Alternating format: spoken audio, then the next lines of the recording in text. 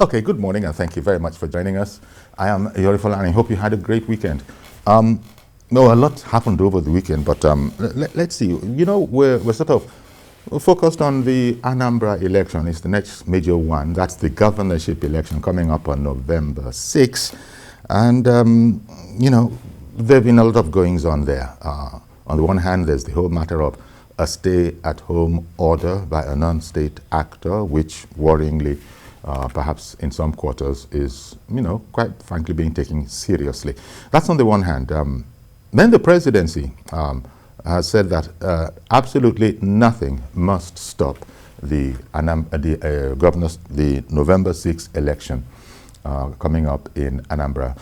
That, you know, as was put out, President Muhammadu Buhari, you know, at the presidential villa, had said that, or had told the NSA, Mungano, that absolutely nothing must stop it. So the army, security agencies, whatever it takes, nothing will stop it. Well, my guest this morning, well, one of them, Chief Dr. Fassy Yusuf. Good morning, Fassy. Good morning, Yori. Great to have you. My pleasure. Indeed. We'll also be linking up with some other contributors in, you know, very, very shortly by Zoom. And but before we go there, let's take a package. It's, you know, something like a couple of days ago that we first put this package out, but it does help us sort of situate the focus of conversation this morning. The November 6th Anambra State Governorship Election is almost upon the nation, but concerns have also continued to mount that the polls will not hold. Apart from the general state of insecurity across the country, the Southeast geopolitical zone in particular has continued to experience turbulence due to the activities of secessionist groups like the Indigenous People of Biafra and Eastern Security Network. The declaration and enforcement of sit-at-home orders every Monday by IPOB are some of the factors causing anxiety. The sit-at-home orders are to protest the continued detention of its founder, Nnamdi Kanu, who is currently standing trial at the Federal High Court, Abuja. In all of these, the media, particularly local broadcast stations, radio and television, have been identified as important stakeholders in the effort to de-escalate the situation, leveraging on their spread and reach to communicate the peace message. The Center for Democracy and Development has collaborated with Foreign Commonwealth and Development Office to organize this rally. Its focus is on the successful conduct of the November 6th election, the nature of IPOB's sit-at-home order and its threat against the conduct of the poll. Pali resolved that the police needs to do more engagements, train and retrain officers assigned for election duties to improve security of lives and property. No talk waiting will cause katakata for streets during this election where could soon happen. So, because the INEC say yes, so make them make sure so they use the platform where make them tell the electorate that people could be say they go vote during the election. Make them say they vote and of course make sure so the elections they peaceful and credible. Even police have joined body say make we no worry, they already did and that bad. It's standby generator to make sure so this election he go the way. The Independent National Electoral Commission has continued to stand by its level of preparedness for the election and reaffirms its desire to leverage on the newly introduced technological innovation biometric voter identification technologies to deliver a more credible election. Habib Alawal, TVC News, Abuja. Okay, so there we are. And firstly, this quite frankly sums it up beautifully, the state of affairs, at least in the minds of the nation, if not the polity. There are apprehensions. There are apprehensions that, I mean, by the time the president is telling the national security advisor that nothing must stop the election, I think it's safe to draw the conclusion that there are apprehensions even up to the presidency. Yet, would you say that would you say this can't be some sort of overreaction, can it? It is not. I mean, the level of violence, especially in the southeast, and in particular Anambra State, of course, you know that too many deaths have been recorded in the build-up to the gubernatorial elections coming up on November 6th, and you will be wondering, is it really worth it? Is the election worth the blood of these people? Why should blood be allowed to flow? Like the former First Lady would say, where are we sharing blood? Where are we sharing blood? Is it because somebody wants to be there for another 4 years, or what? I think our people must know that democracy is the will of the people. The people have to decide. It's like a principle, an agent. The principle is the electorate. The agent is the public official or the elected official. So if the principle themselves are fighting, they are causing mayhem and all the rest on behalf of the agent, does it make any sense? Well, I think our people will need to re-examine ourselves about our journey towards democracy. You see, the democracy should be firmly rooted in Nigeria, but unfortunately, as each election arises or comes on board, there are new discoveries, new certain elements rearing their ugly heads that we should not really be contemplating about. But unfortunately, that's the thing we find ourselves. For example, how could they be killing people, maiming, burning? Okay, maybe simply because you want to have elections.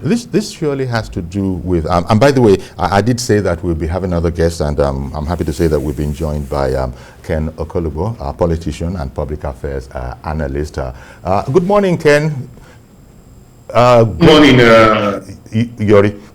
You've forgotten my name. You've forgotten my name, Ken. Yori now. No, how can I forget That's not possible. Great. Thank you for joining us, Ken. Just looking at the situation. It's my pleasure. The situation over in Anambra, there are apprehensions, and I drew that conclusion from the president actually ordering the NSA to ensure that we put all we had into the issue such that nothing must stop the election coming up on November 6th in Anambra. And we can understand the background against which that is said. But the political climate is what I want you to give us an insight into from your perspective. The ruling party in there is APGA. And, I think, there are many parties, but APC, PDP, they might, conceivably be thought of as the front runners along with the ruling APGA.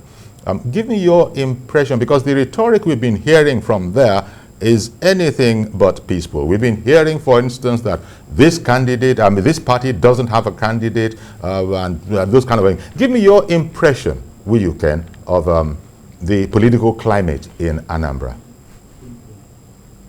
Oh yes. Being a member of the Anambra Campaign Council for my party, I have we have which is the PDP, by the way. When you say your party, yeah, that's the PDP. Yes, that's the PDP. So we have a very strong knowledge of what has been happening in Anambra. First of all, I must commend the president, who has come out very boldly to say that the elections must hold in Anambra, nothing must stop the election. But the subsequent actions of his Attorney General did not show that he was reading the maybe body language or the instructions the president was giving to the NSA. Because some of us were apprehensive over the press conference he had after that instruction from the NSA to the NSA saying that the elections must hold. If you look at the political climate in Anambra right now, it's charged up. Today is a Monday. Most people will not go to work because of the sit at home that they have been experiencing over a period of time now. And what we need now is not to inflame or heighten the situation in Anambra prior to November 6th. Just like what your guest said in the studio, there is no election that is worth the blood of anybody. And apart from the fact that there's been general insecurity in the Southeast, the fact that the elections are going to be held in Anambra has made it imperative for the security situation to be uptight. Now you have ABGA, which is the ruling party in Anambra, and you have the PDP, which has our candidate Valentine Ozibo, and you have the APC, you have 15 other parties. So you have 18 parties actually vying for the position of the governorship of Anambra. If you look at all the indices, as at yesterday, our candidate was in Anambra West. He has campaigned in Anaucha, he has campaigned in almost about 7 or 8 local governments since after his victory at the Supreme Court.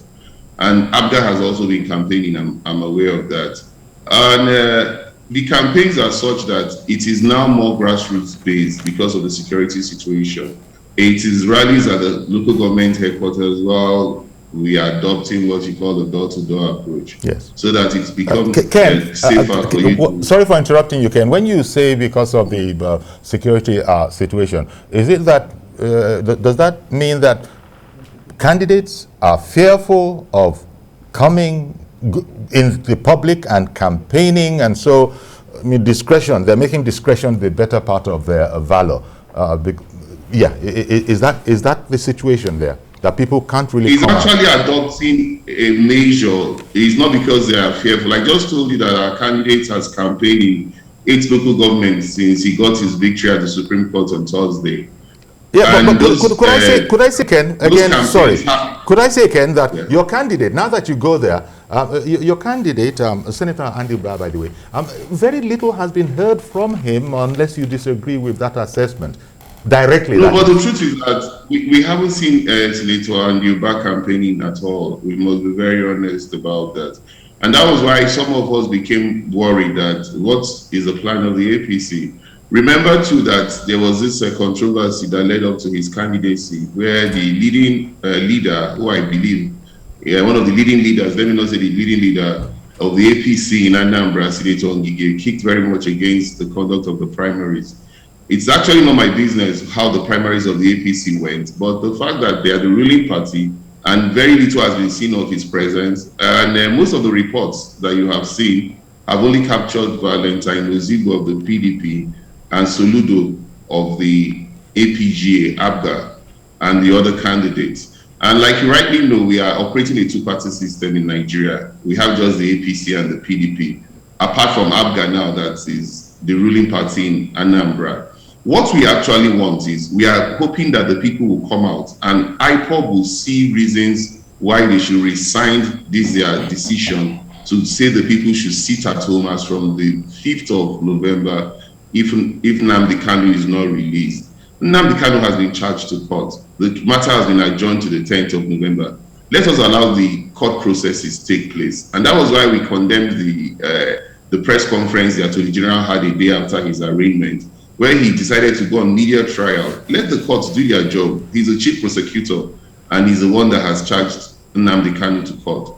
One of these things you must not do at this time is to inflame the situation, which was why we said what the president has said was very bold. In fact, the president came out as a commander-in-chief and said it very clearly that the elections must hold. And that is the kind of statement, reassuring statement we want to hear from the commander-in-chief at this material point in time. Because it will be catastrophic if the elections of Anambra do not hold on the 6th of November. Indeed. That, Fassy, well, he referred there to the Attorney General's press conference, as he said, the day after Nnamdi Kanu was arraigned. And he has implied that it didn't exactly, in his mind, do anything to calm the situation. What would be your assessment of the impact that had on anything going on politically, especially relating to this election in Anambra? Well, to my humble mind, the Attorney General has been very controversial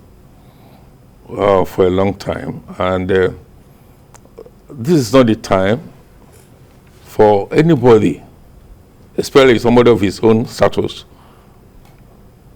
to come out to inflame passions and again to add fuel to the already burning situation in the southeast, especially in Anambra State.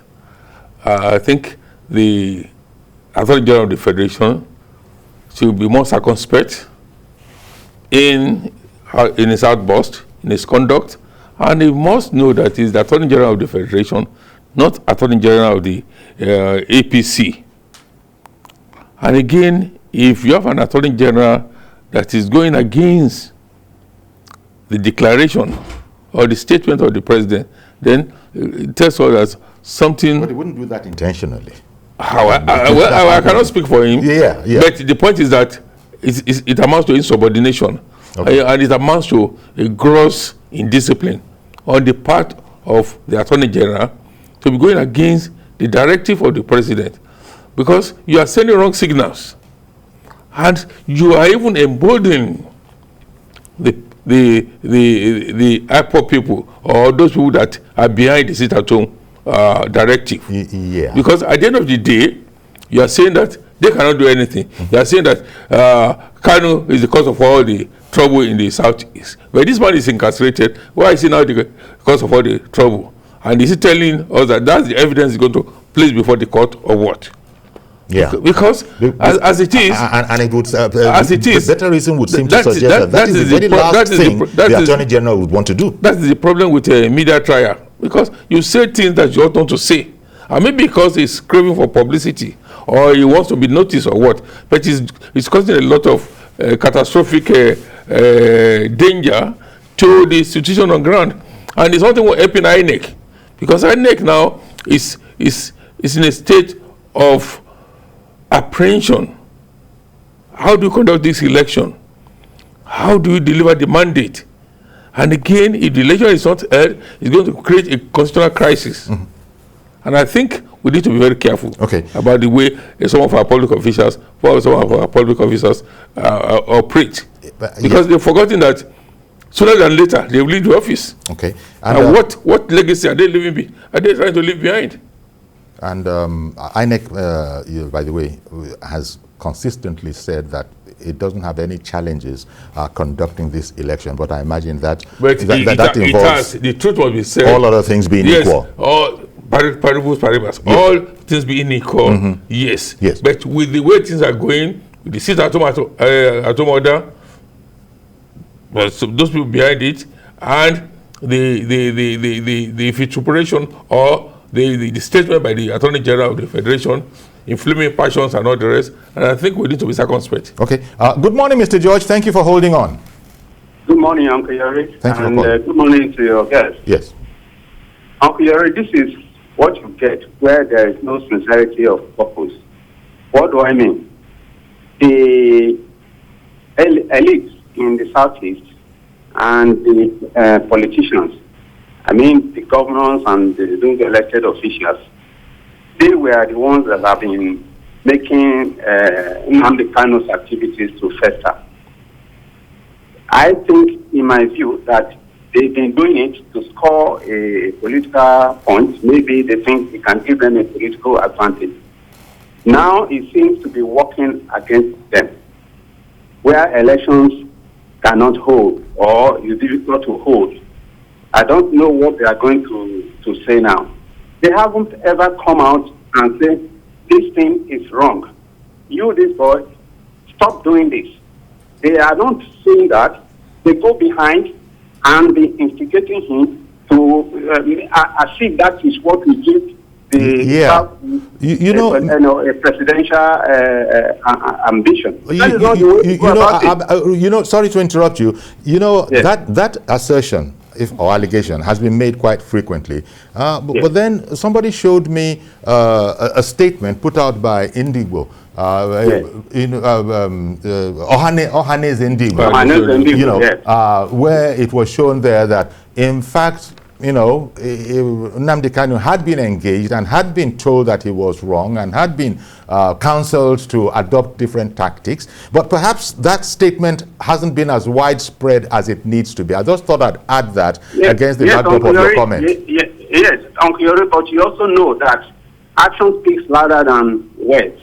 It's one thing for them to say something, then in the night they do something else. There is no way these people you mentioned and the elites in the southeast will go against what Nnamdi Kanu is doing, and for him to succeed in still doing it. It is now that it is working against their personal interests that they are now expressing concern. Yeah. It's unfortunate. Yeah. Okay. Well, thank you very much for your contribution. Yes, I think you're.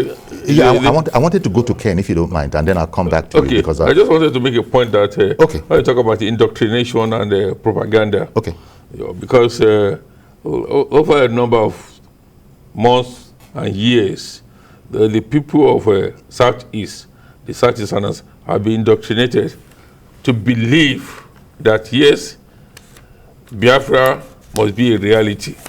Anything outside Biafra is unacceptable to them. And it's but that's a general, the mindset. Would we accept that that's a general statement? No, it will not be. I'm saying that it will not be, but I'm saying that is the indoctrination. You see, when you talk about people's perception, yes, it will not be the reality, it will not be the truth. But some have been indoctrinated in that regard, because not some, many of them. Otherwise, why should majority be sitting at home simply because they don't even know those giving the orders? They are not seeing the power of terror. The power of terror. That's what terrorists do. They've been indoctrinated to believe so. Well, okay. Mohammed in Abuja. Sorry, Ken, I'll come right back to you. Let me take Mohammed. I'll come back. We'll come back to Dr. Fassy's statement, because I was going to. Good morning, Uncle Yori. Good morning, sir. Go right ahead, please. Yeah, my name is Mohammed. I'm calling from Abuja. Yes, thank you.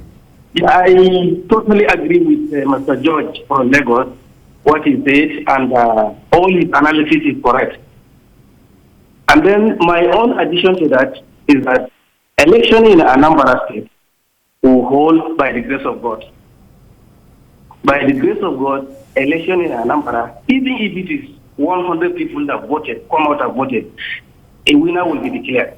Let it be clear to them, to either who is sponsoring whatever, who is ever behind whatever they are doing, even if it is 100 people that came out and voted and collected, announced, a winner will be announced. Okay. That is clear. And then secondly, Mr. Yori, let me tell you just in the studio that the Attorney General is doing his work, and he must do his work to make sure peace reigns in the country.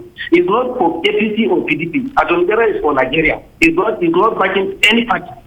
Let him know that nobody is backing any party.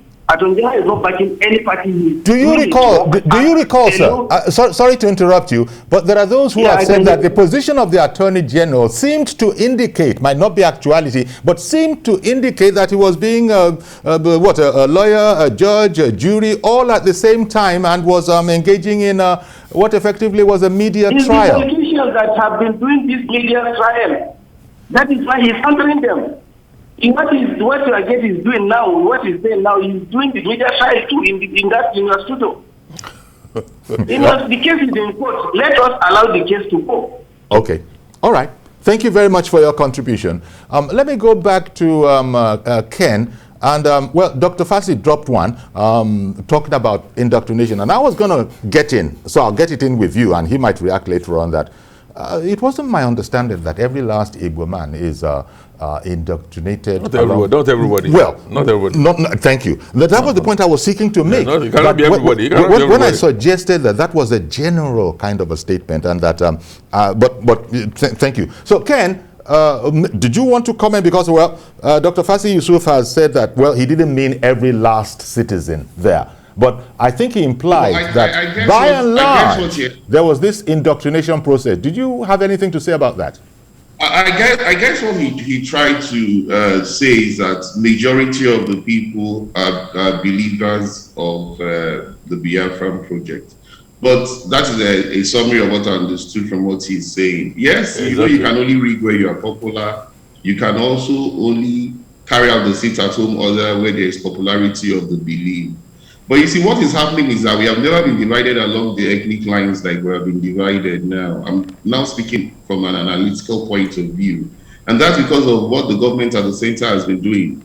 I'm surprised the caller in Abuja is trying to hold brief for the Attorney General. He's the first person I'm hearing that is holding brief for the Attorney General. I'm sure every member of the APC government serving under Buhari would have condemned the press conference by the Attorney General. He had his day in court the day before when Kanu was arraigned. All these things he was telling us, we would have used this as evidences against Kanu, which he must prove beyond reasonable doubt. He didn't have to hold a press conference to be telling us that he Nnamdi Kanu is guilty. Nobody's holding brief for Kanu here, just like what the lawyer in the studio said. But you must not be seen as the Attorney General to be the judge in the case where you're only just the prosecutor. Well, so I imagine that from the point of view of the Attorney General, he was clarifying issues, which is the main reason. He needed not to. Which is the main reason you. He didn't need to. He could have done that in the court of law. Okay. Why is he? Fine. At this juncture, I've got to take Tony, who has called in from Abuja. Good morning, Tony. Yeah, Uncle Yori. Good morning. Good morning. Sir. Good morning. I like what Ken is saying there. The man in Abuja, Ken. Yes, please. Thank you. I like what Ken Okolugbo is saying there. The man in Abuja, they're always trying to stir the honest comb, and it is not good for this country. The Attorney General should be the Attorney General of the Federation. Why are they stoking the problem that is happening in the East? It is not fair. Let's call a spade a spade. This house would uproot and fall on top of our heads. It is not fair. Not because one is Igbo or not. Or do we have this contraction called Nigeria? By the time you're castigating one group or appeasing the other group, it doesn't make for any good governance. We are not good in all of this.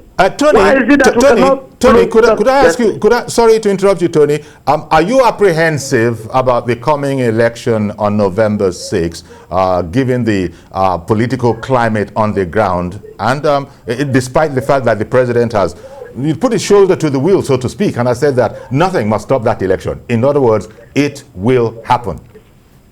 Yes. I agree with the president, but look at that. It's like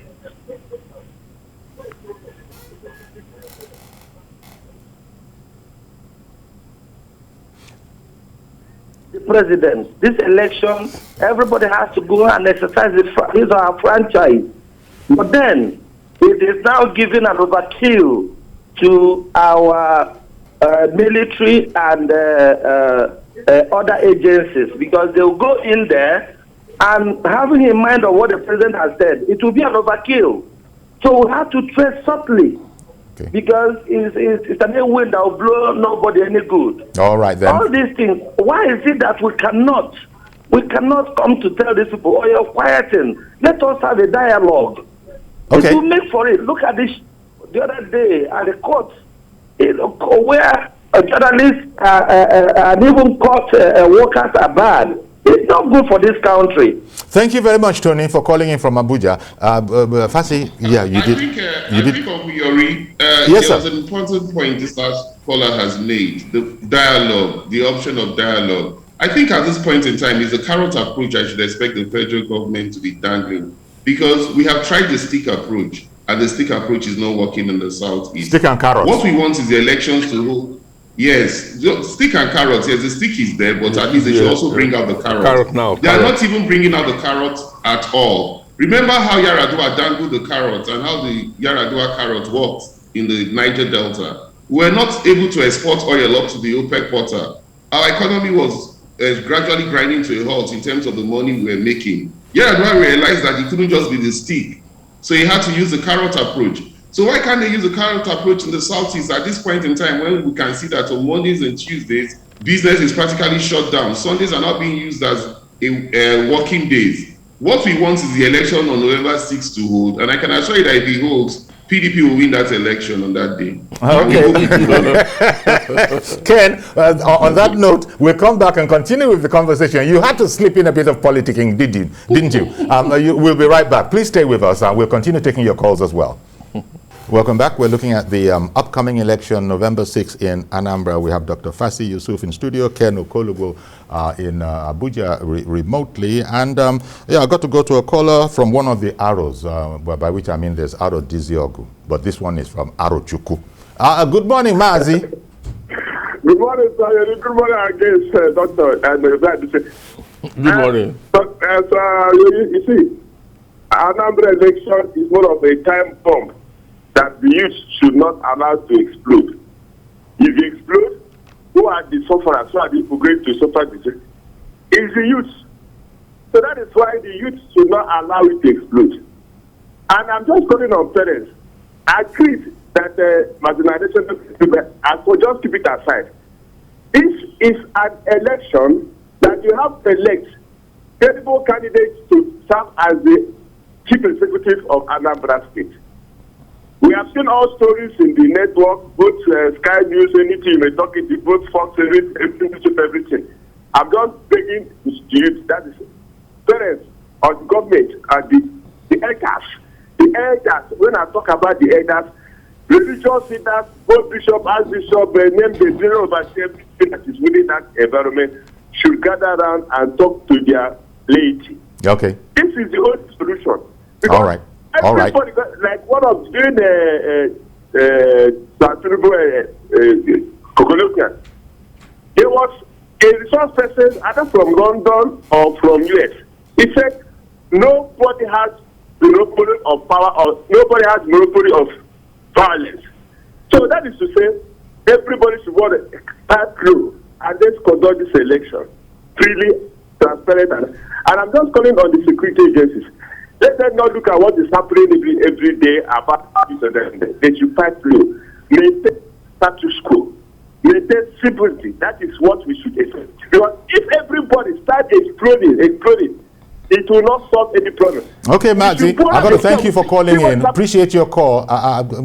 Sorry about that, but thank you very much, and also for sharing your insights. It's come down, looking at what Mazi was saying there, to let's now appealing, as it were, to the different groups for common sense to prevail, because I think it's now taken for granted that the non-state actors operating in the southeast and especially in Anambra, quite frankly, have their pull. It's worrying, but they do have their pull. And so it's now gotten to be a matter of appealing that let this house not fall upon our heads. Oh, it is mandatory.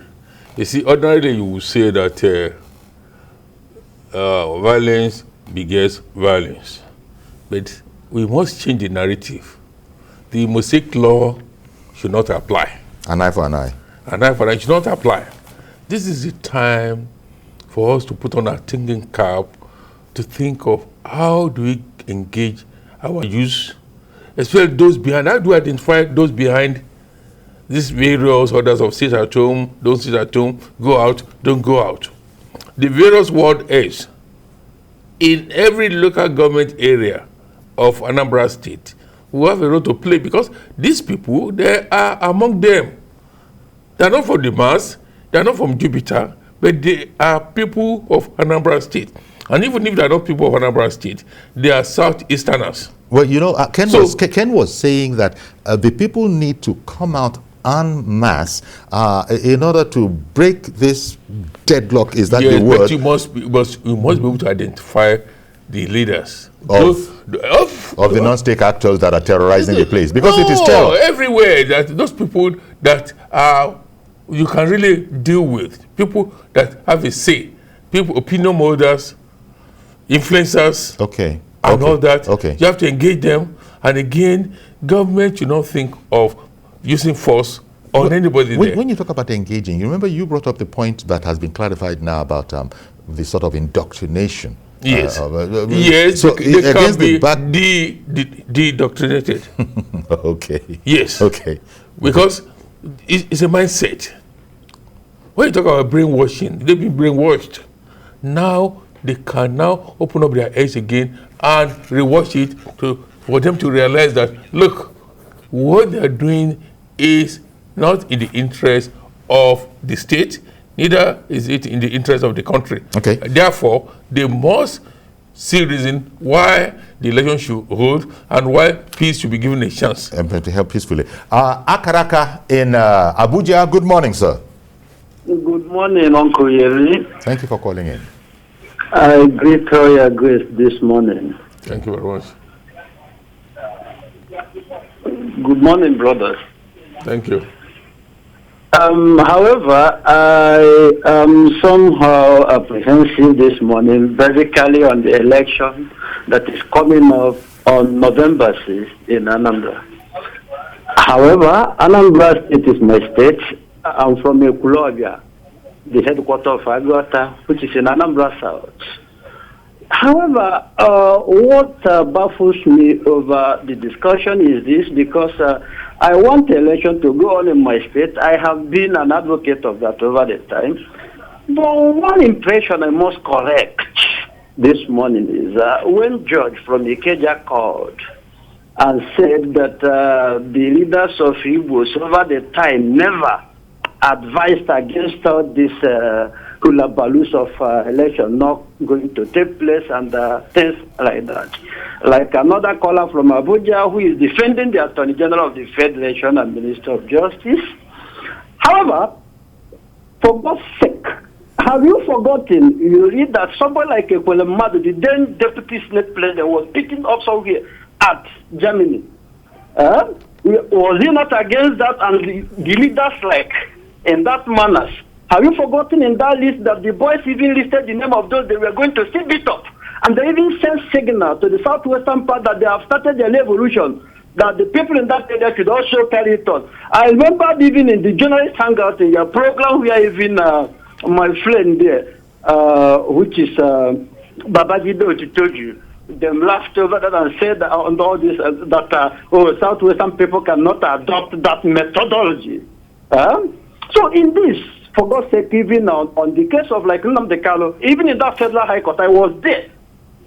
I'm against the ideology of the IPOB, but for God's sake, we are talking about unity of this nation. In that very place, I was there with Dr. Zife too. And if you then look at when even my friend Sowole, or two of us, we are standing together, watch that in your clips. All right? Even when we try to gain access inside the very court to see how the trial is ongoing, they prevented us. Sowole and myself, check your camera, where do we see it? On my left. And even office of the Attorney General of the Federation, we are talking about, let me even confront the man who called immediately after the judge from Ikeja. I have a even you TVC play the judgment of Monday, 9th of March 2015, when I have a extrajudicial matter case against all the authorities, IGP in Nigeria. Mr. Akaraka, I was a lawyer.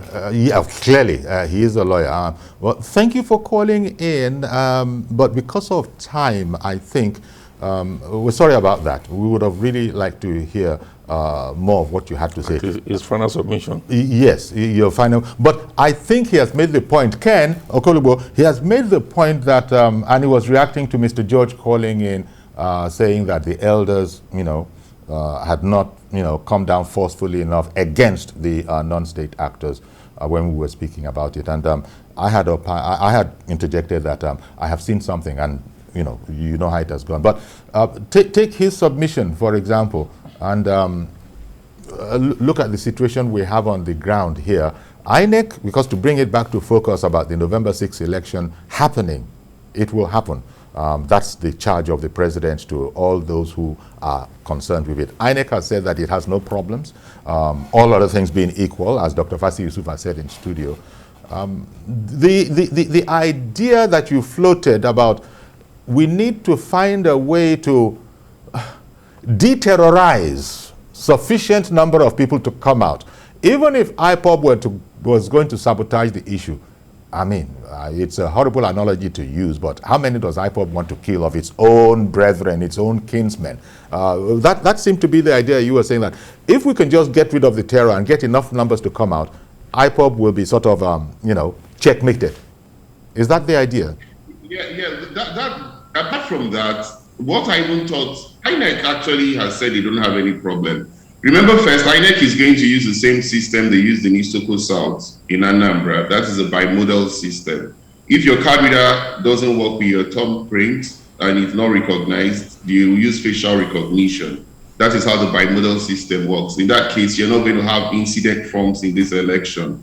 And since there are no incident forms, for my party, for example, I've set up a situation room already to monitor every ward and every unit in Anambra of the 21 local governments because of the security situation we have found ourselves. And so even before the vote, by the time the voting commences, we'll be knowing in our situation room how many votes that are already being casted and votes that are being garnered by our party.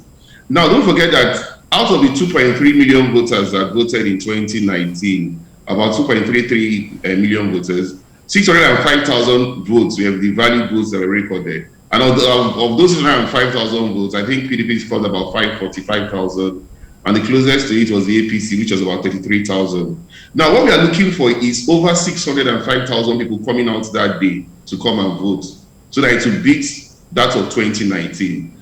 Then it beats my imagination that the National Orientation Agency, which is supposed to have an office in every 774 local governments of the Federation, is not on ground in Anambra right now, carrying out voters' education with INEC, calling on the people to come out en masse to vote on the 6th of November and ignore any sit-at-home order that has been issued. At that material point in time, they should also be actually engaging the people, just like what the guest in the studio said. A lot of these people have been indoctrinated, but it's not only about indoctrination. It is about the bias that they have seen that the federal government has been carrying over the Southeasterners as against the Northerners or the Southwesterners. This government has not balanced out issues at all. This is okay, why we one are moment, very, Ken. I beg your pardon for interrupting you. One moment, but I got to take Reverend Dominic, who has called in.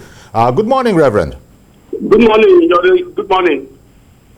Good morning, Dr. Faisal. Good morning, sir.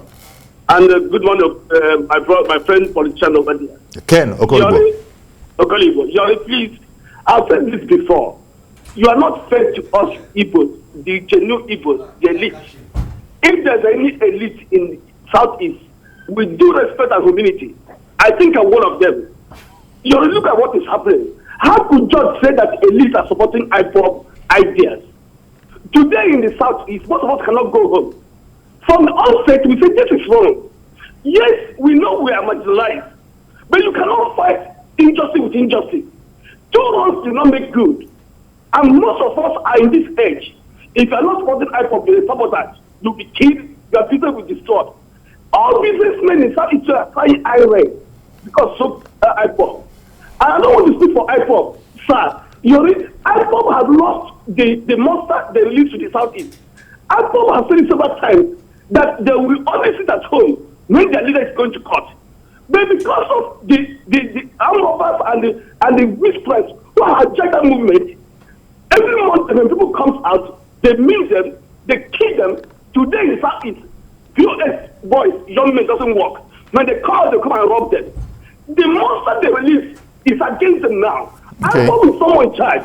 How could someone say that the elite in Southeast is supporting this shenanigans?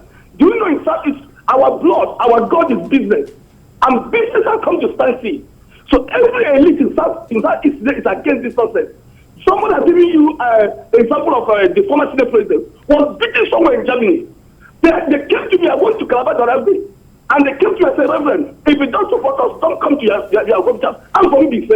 And I don't want to go again. If they kill me, who will stand for me? Okay. Thank you very much, Reverend. Apprehensions in the air, galore. Yet this election must hold. We have the capacity, the capability. It now remains to see if we indeed have the will to do that which is necessary.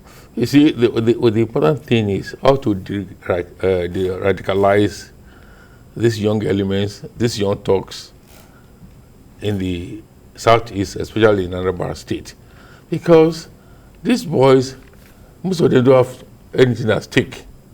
And these are the guys disrupting the peace, the tranquility of the area. And the elders and the opinion molders cannot really go home because of this apprehension, the fear that these guys will kill and maim them. Point Reverend Dominic just raised. Yes. So there's a need, there's a compelling need to de-radicalize these people, for them to see that, look, you have a lot to gain when you have peace.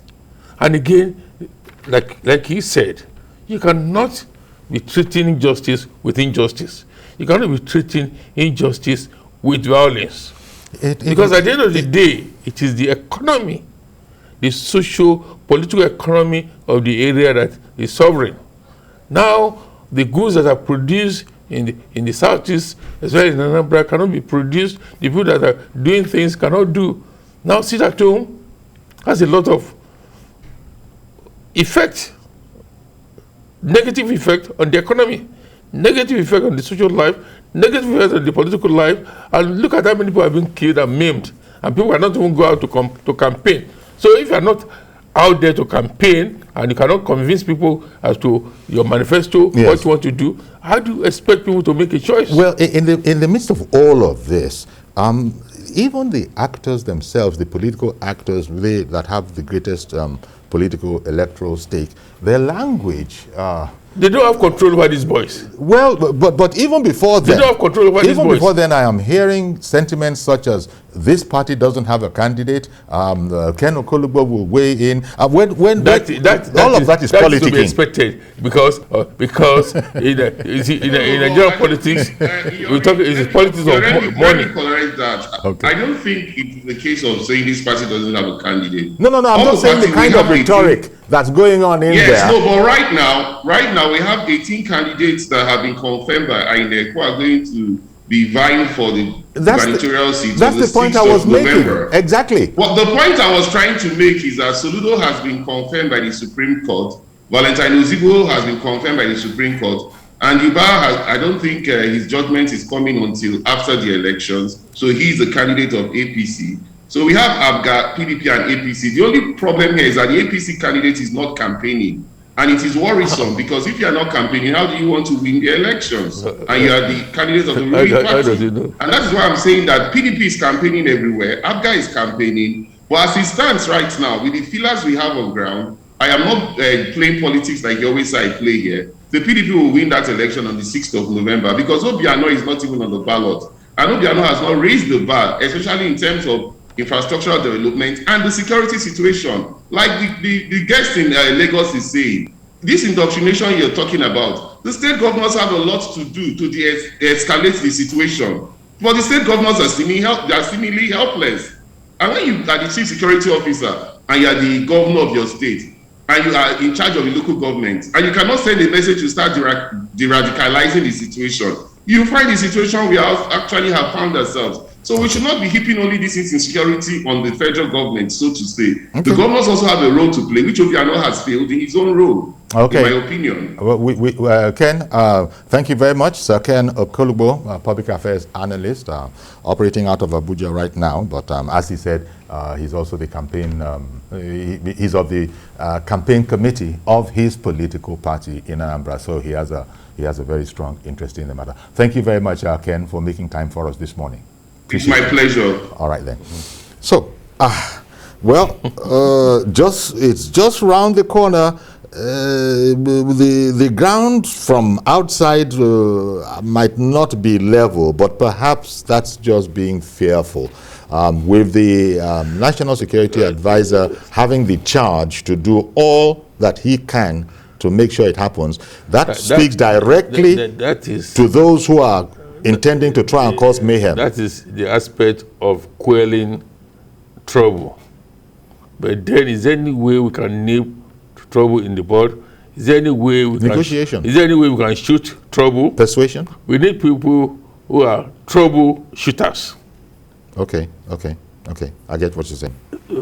Look, the government, that is the governor, is all the public functionaries in Anambra State, the traditional institutions, the opinion molders, the opinion leaders, the political leaders, they should come together and find a way of penetrating every nook and cranny of Anambra State to de-radicalize all these youths, and for the youth to see reason on why they should lay down their arms, and let why peace they reign. should give peace a chance. Okay. And why the election should hold, and why peace and tranquility should take place in Anambra State, so that the economy of Anambra State, that is sovereign, it once again come up. I mean, and if the economy of Anambra State, Anambra doesn't suffer alone. It affects the whole of State. Exactly. So, Dr. Fassy Yusuf, thank you very much, sir. My pleasure. For making the time for us this morning. And that's going to be it. We're going to have to leave it here. That's our program.